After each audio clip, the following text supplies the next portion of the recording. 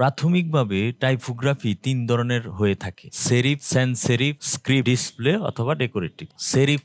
Serif font হলো পুরাতন শৈলী, মানে পুরাতন স্টাইল, যা নিউজ পেপার, বুক অথবা ম্যাগাজিনে টাইটেলের ক্ষেত্রে বেশি ব্যবহৃত হয়ে থাকে। যে ফন্টের মাথায় স্ট্রোক বা আমরা বলতে পারি লেস আকারে থাকে, ফন্টগুলি ক্লাসিক্যাল ফন্ট। সেন্স সেরিফ হচ্ছে এক কথায় উইদাউট স্ট্রোক, মানে সেরিফে স্ট্রোক ছিল আর এখানের সেন্স সেরিফে স্ট্রোক নাই, স্ট্রোক ছাড়া।